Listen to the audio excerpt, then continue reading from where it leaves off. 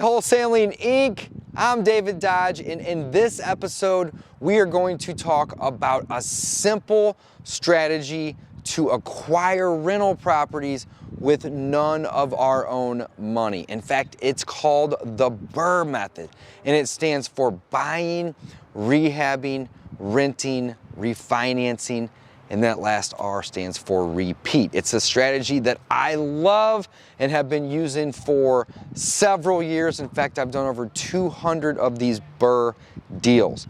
So I'm actually standing in front of a property that I own.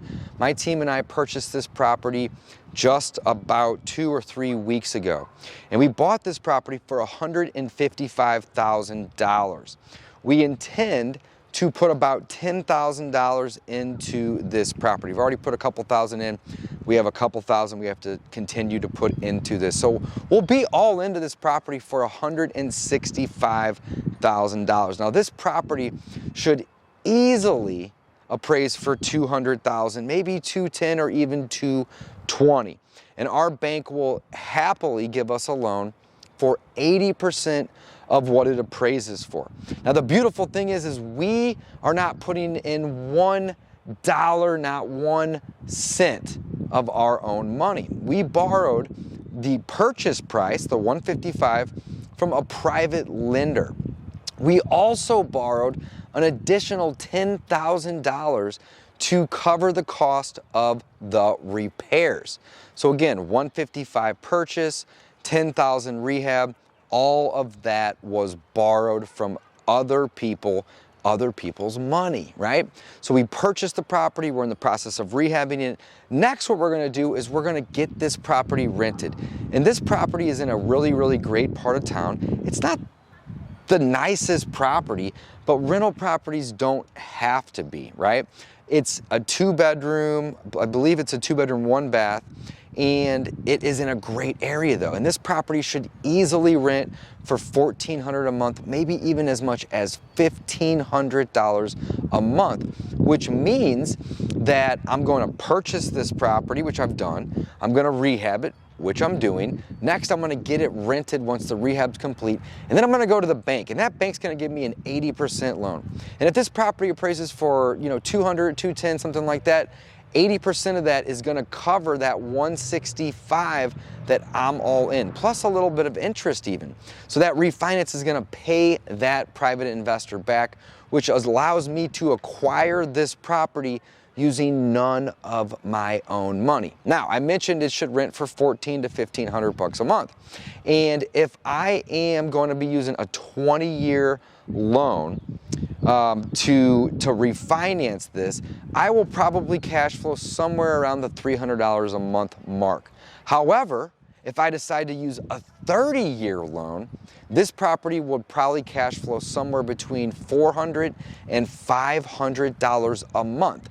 This is an asset, and owning assets, rental properties that spit off cash flow, will allow you to achieve passive income. That means that you get to make money every single month without having to trade your time for it. You don't have to work for that money. So I just wanted to do a quick case study and a video walkthrough of this property. Now, this isn't the super nicest property that I own by any means. It's a small house, it's a 2-bedroom, it's 1 bath, and to be completely honest, it's a little bit dated. But it doesn't matter because this is one of the nicest areas in my market, and people will pay handsomely to get their children into these schools. These schools are really, really good schools here in my market. So, quick case study. We're not going to use $1 of our own money. We've already purchased it. We're in the process of rehabbing it. Next, we're going to send it over to the property managers so they can rent this property out, and then we'll take it to one of many different banks that we work with to refinance all of those loans back out and either have a 20 or 30-year loan. We will capture somewhere around $35,000, maybe as much as $50,000 in equity. That's wealth creation right there that you don't have to pay taxes on. And we're going to generate anywhere between $300 and $500 a month in positive net cash flow. Absolutely love this strategy, the BRRRR method. Guys, if you want to learn more about how you can work with me to learn this strategy and learn how to do it right and shorten that learning curve, go check out wholesalinginc.com/rentals to learn more about our program. All right, let's take a quick walk through, guys. So when we bought this house, this deck right here was already done by the seller. You'll notice that this house has asbestos siding on it, which isn't bad, because if we ever want to side this home, we can side right over the edge of this, right? We don't need to remove it. Asbestos siding has, you know, a negative connotation because it's not the most friendly thing to work with. However, you don't have to rip this siding off of the home whenever you buy these. You can leave it on and side over it. So at some point in time, we will probably side over this exterior. But again, we have a brand new deck here, and the roof is actually only about 3 or 4 years old. You can't see it from here, but when we walk around the outside, you'll be able to see that. Now again, this is only a 2-bedroom, 1-bath home. It's a dated home. This home is probably 80, 90, it might even be 100 years old, right? So right in here, you can see we have bedroom number 1, and the floors in this house are wood.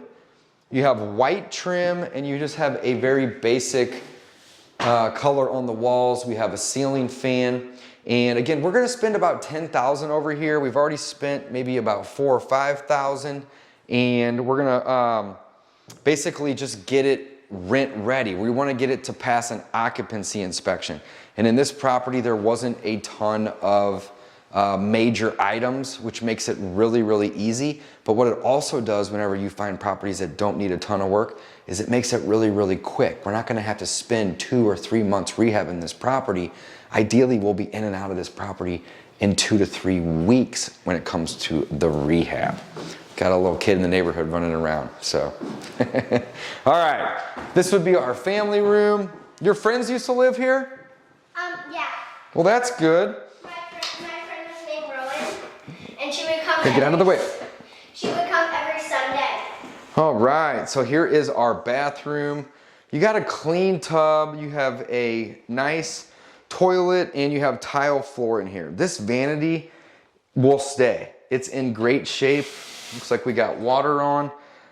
You know, this is one of these properties where we don't intend to make it look beautiful because everything is functional. And when it comes to rental properties, one of the things that I see very, very often is people want to over rehab. They want to go in and they want to say, oh my goodness, this bathroom doesn't look like the one that I want to use every day. Well, guess what? You're not using it every day. The tenants are using this every day. Now, if this thing was filthy dirty or had broken tiles or it wasn't very functional, well then of course, yes, we would want to update it or fix it or make it better. But in its current condition, it's functional, it's clean, and it looks good. So we're gonna leave this be. All right, moving on. We're gonna slide into the kitchen. And you're gonna notice that this kitchen is kind of a shotgun kitchen. On the right here, we have a stove, and we'll also have some room for a refrigerator. And then over here, we just have, oh, there's our fridge actually right there. So just our stove, and it's very basic. We don't have a dishwasher over here, and I don't know if we do have a garbage disposal, but what we'll probably do is leave the garbage disposal until it breaks. And then at that point, we will remove it. Sometimes what we do is we actually remove the garbage disposal because people and tenants will often drop glass or metal shavings or bottle caps in the garbage disposal. They are afraid to put their hand down there or don't know what they're doing, and then they call for maintenance. So oftentimes we remove them, but I did mention earlier that this is a nicer part of town. So ideally we'll leave this in, but in the event that it stops working, we're gonna remove it and not put one in, all right? That's always what we do whenever we are dealing with rental properties, is we like to typically remove those unless you're in a higher end rental, and this one, not so much. Now you'll notice that there is no dishwasher in this kitchen. Ideally, we do like our tenants to have dishwashers. It's 2022, right? It's not expensive to add a dishwasher. So my team might actually be adding a dishwasher to this property. I don't know, but if I were to guess, we probably would. All right, we're almost done. So now we have a little mud room right here. Did your friend live in this room here? Actually, her uncle lived in here, but she would also, we put the bed like over here. She would have clothes in the closet. Awesome. And it was very cool. And then here, if you come over here, what do you got? I have a washer. Well, here we go. And I have some help today. All right, so this is their washer and dryer. And again, this is a mudroom. It's all tile right here. But it is nice that we have two doors to access the property. The one that we came in with the deck, and then we have this side door right here as well. And when you have two bedrooms that are on other sides of the house, it is kind of nice to have that additional door. So we walked through the main entry down the hall here with the bedroom off the left. There's the family room, the bathroom's off the family room, the kitchen. Here's the mudroom, and this house is kind of like a shotgun. And this is it. This is the last room in the entire house, and this is the second bedroom. So we do have a ceiling fan in here. And ideally, we're gonna probably change out both of those ceiling fans. One of the things that we really like to do is change out the electric fixtures, the lights, the fans, because they're relatively cheap to purchase. They're relatively easy and you know, not very time consuming for our crews and our rehabbers to swap those out, but they make the home look so much nicer when you have brand new electrical fixtures. Often we will also change out the plumbing fixtures, but it just depends on if it's dated or if it's old or what condition it's in, and also if it is clean or not. Now, one thing that this house has right now that I'm not really in love with is the original wood windows. And you can see there's a metal chain right here. I mean, these windows are probably every bit of 50 or 60 years old. They might even be older. I doubt they're original, but it's very, very possible. So at some time in the future, we'd probably want to swap these out with the newer vinyl windows. But in order to get this thing rented and refinance this property, we don't need to do that. The goal with this one was, hey, how do we spend the least amount of money and increase the value of the property, get a nice tenant in here paying a decent amount of rent, and not have to go and break the bank on this one. So we actually are gonna get away with about $10,000 worth of rehab on this one, which is really, really nice. I would say we probably average more along the lines of about $18,000 to $20,000. Let's do a quick walk around the exterior and we'll wrap it up. You can notice that this isn't really the biggest yard, but it doesn't really matter. It's a rental property. I'm not moving into this property. And this is gonna make for a really good property, especially somebody that has 1 or 2 children, because I mentioned earlier the school district, right? So you'll notice, what is it? Edgar Road Elementary. Edgar Road Elementary, I love it. So you'll notice that I mentioned the windows on the inside. We would wanna do those at some point, but we don't need to right now because they're good, they're functional, and they work. The outside siding is asbestos, but we're gonna keep it until later, and we will go do that later, but we don't need to do it right now because nothing's damaged and it looks good, and it's actually been recently painted when the seller put a new roof on the property. The seller was actually a landlord and he owned this property for several years, but he was getting out of the business. He was an older gentleman and it worked out really, really well for us. And then right down there, we're not gonna actually go down there, but over here is a partial basement. And what you have down there is you have access to the sewer line to clean out the sewer. You have your HVAC, so your heating and air conditioning unit that's down there. And you also have your water line coming into the house, as well as your natural gas line. So all of your utilities and mechanicals can be found down there. And again, one of the things that's really great about having this partial basement is it provides storage for the tenant. We don't have a garage at this property. All of the parking is actually on the street. But if the tenant has, you know, stuff that they need to store, like camping gear or whatever it may be, they can use the basement. All right, Ella. There actually is a driveway right there. Oh, there is a driveway. Yeah, well, it looks like it's somebody else's. They have a round driveway. Oh, I'm glad you're here to help me make this video and correct me, because I didn't even think that was ours. I thought it was that guy's. But No. Guys, we got a driveway with this property. So not only do we have some parking off or on the street, but we also have, it looks like, enough space for 2 or maybe even 3 cars off the street. I love it. Our street is also good for like parties and for like a lot of people on it because we have like a lot of people on it. I love it. Ella, you want to say bye to the audience? Bye!